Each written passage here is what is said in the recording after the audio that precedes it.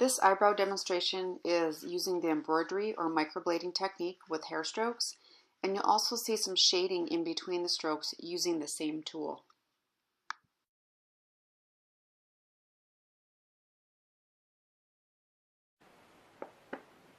Starting with the embroidery hair strokes or microblading, you can see me pulling through the skin and lifting up slightly at the very tip.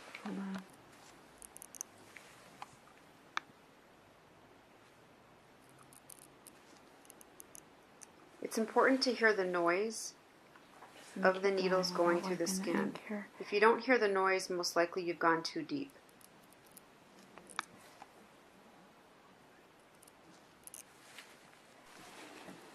Now I'm switching the direction of the strokes, and you'll notice I'm not lifting up on the end anymore. You can really do it either way.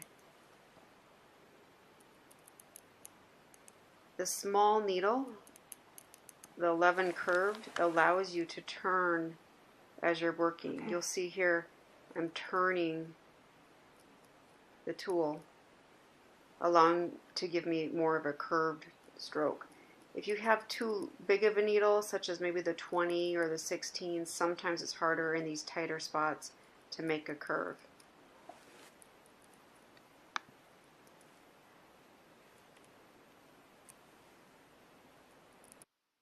With strokes completed on one side, I'm going to go to the other side and start shading. When I'm shading, I'm carefully going in between the strokes to shade. I am using a little bit of a mid-tone color, and I'll use a lighter color in the front. It just really depends on the effect that you want, but typically when you're looking at a brow, it's a little bit lighter in the front. It gets kind of darker through the center. You'll notice just the tapping in the skin. I'm not planting and lifting up. I'm basically tapping into the skin, in and out, in and out, in and out. If you plant and move forward and lift up, such as sometimes is a different technique for a soft tap tool, these needles are so sharp and so stiff that you'll actually tear the skin. So you do have to be careful when you're shading. Now you can see the effect of the lighter color in the front, mid-tone through the center of the brow, and a little bit later again on the tail for the shading. All the strokes were done with the same color.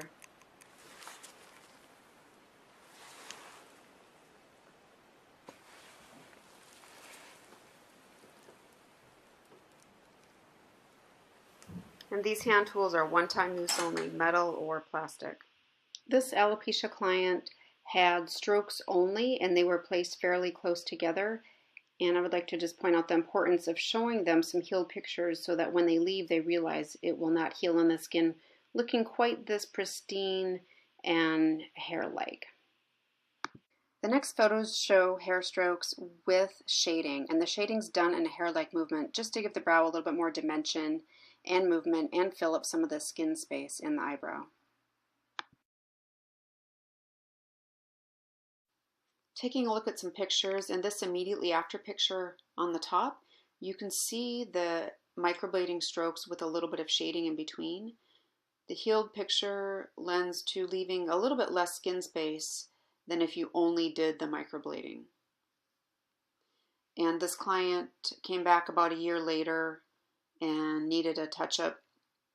And you can see in the below picture, she wanted a fuller brow, so we did a lot more shading.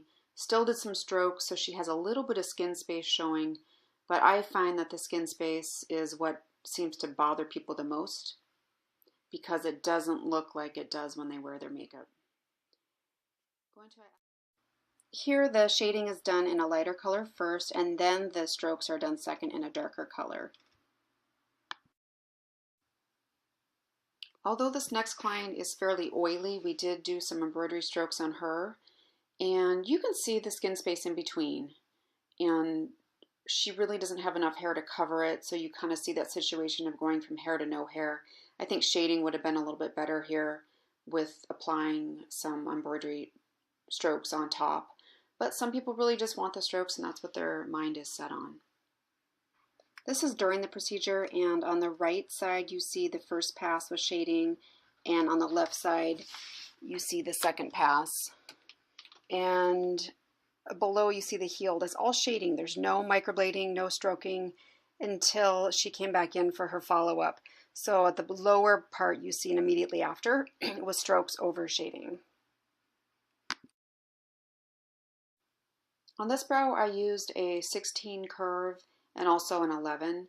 I did some longer stroking using chocolate truffle from True Colors. She had great color retention, and sometimes you'll find that certain people's skin just does better with their microblading. In general, I don't think the oily skin does as well at all.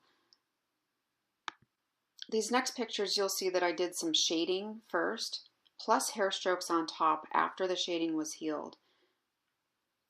So you can see that doing the shading in the bottom left picture alone is nice, and adding the embroidery strokes on top of it just adds a further dimension.